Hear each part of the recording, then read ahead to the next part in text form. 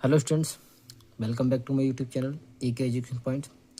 आज फिर से मैं आपके लिए एक एडवांस का मैथमेटिक्स क्वेश्चन लेके आया हूँ जो कि आपके काफ़ी सारे कॉम्पिटिटिव एग्जाम में इस तरह के क्वेश्चन देखने को मिलते हैं। और इस तरह का क्वेश्चन एक UPSI में आया हुआ है जो कि 2017 में आया था। तो अब इस तरह के क्वेश्चन फिर से UPSI में आने की संभावना है। तो मेरे चैनल पे आपको बेहतरीन क्वेश्चन आपको कराता हूँ, सिलेक्टिव क्वेश्चन कराता हूँ जो कि एग्ज़ाम ओरिएंटेड होते हैं, एग्ज़ाम में आने की संभावना जिनकी होती है। तो आज एक और क्वेश्चन लेके आऊँ जिसके एग्ज़ाम में आने की पूरी संभावना है। ये क्वेश्चन मैं जो करा रहा हूँ ये किसी न किसी एग्ज़ाम में ज़रूर आपको देखने को मिलेगा। तो जो भी मेरी वीडियो देख रहा है तो इस सवाल को अंत तक देखना, तो आपका कॉन्सेप्ट इस सवाल का क्लियर हो जाएगा।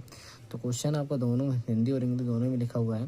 तो इंग्लिश में आपका लिखा है, what is the radius of a circle whose area is equal to the area of a trapezium whose height is 4 centimeter and whose parallel sides are 37 centimeter and 40 centimeter long।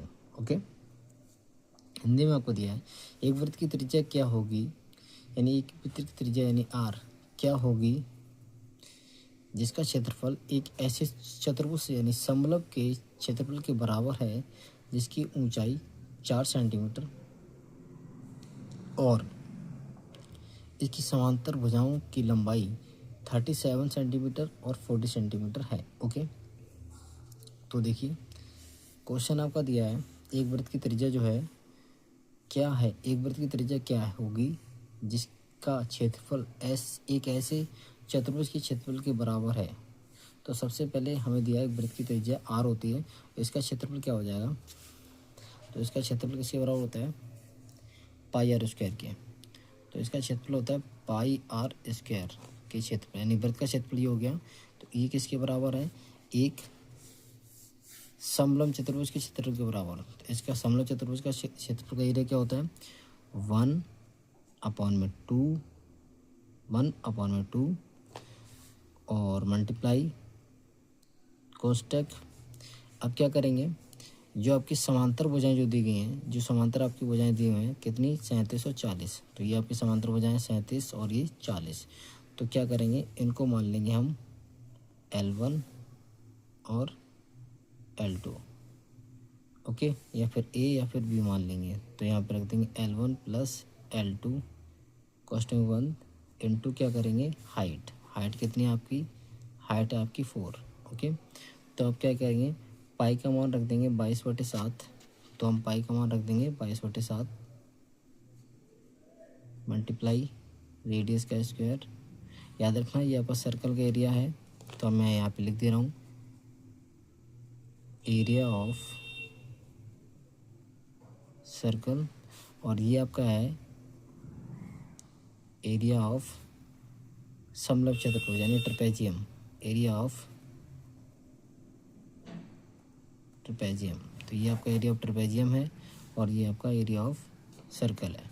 तो circle का area pi are square, तो पाई का मान मैंने रख दिया 22/7 into r square equal 1/2 multiply L1 कितना था 37 प्लस L2 कितना था 40 कोष्टक 1 मल्टीप्लाई H कितना था 4। क्या करेंगे 22/7 इंटू आर स्क्वायर इक्वल 1/2, इनको ऐड कर देंगे तो ये आपका हो जाएगा 77 मल्टीप्लाई 4। Okay, 77 multiply 4। अब क्या करेंगे,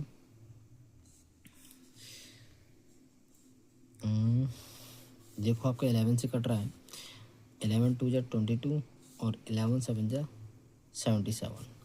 ओके, एक चीज़ और कट रही है आपकी, 2 से ये 4 कट रहा है 2 बार में, और फिर 2 से ये 2 कट जाएगा। ओके, तो आर स्क्वायर बराबर क्या हो जाएगा, आर स्क्वायर बराबर हो जाएगा 7, और ये अपॉन में है तो इधर मल्टीप्लाई में जाएगा 7। ओके, ठीक है। अब क्या करेंगे, यहाँ पे आर स्क्वायर है, ओके, इक्वल यहाँ पे 7 की पावर 1, यहाँ पे 7 पावर 1 हो जाएगी। तो क्या होती है, गुणा में घात जुड़ जाती है, बेस वही रहता है। तो याद रखना इस तरह से, जैसे एक फार्मूला होता है A P power m multiply A P power n। ठीक है, ये आपका फार्मूला होता है। तो क्या हो जाता है, यहाँ पे बेस सेम होता है तो सेम बेस ही रहता है, और पावर आपकी ऐड हो जाती है तो क्या हो जाती है m प्लस n। ऐसे यहाँ पे हो जाएगा यहाँ पे ए और ए यानी बेस सेम है तो 7 हो जाएगा। और पावर पावर आपकी कुछ भी हो, चाहे सेम हो चाहे अलग अलग हो, तो वो आपकी जुड़ेंगे ही। तो गुणा में पावर जुड़ती है, तो यहाँ पे एक और एक कितनी हो जाएगी पावर 2। तो यहाँ देखो आर की पावर भी 2 है, यहाँ पे 7 की पावर 2 है, तो ये कट जाएगी। तो आर बराबर क्या हो जाएगा आपका 7 सेंटीमीटर, यानी आपको त्रिज्या बतानी थी।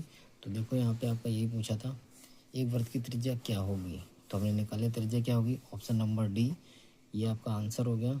बहुत ही बेहतरीन क्वेश्चन है। इस क्वेश्चन में आपको कोई भी कुछ पूछ भी सकता है। यहाँ पे आपको रेडियस दी जा सकती है, और यहाँ पे आपको L1 या एक लंबाई दी जा सकती है, दूसरी पूछ सकता है, या कुछ भी घुमा फिरा के आपको, या फिर आपको इसका पूरा एरिया दे सकता है, और आपको L1 L2 दे सकता है, आपको H निकालना पड़े। तो इस तरह से आपको काफ़ी क्वेश्चन बन जाएंगे। ओके, तो आई होप आपको ये क्वेश्चन समझ में आएगा।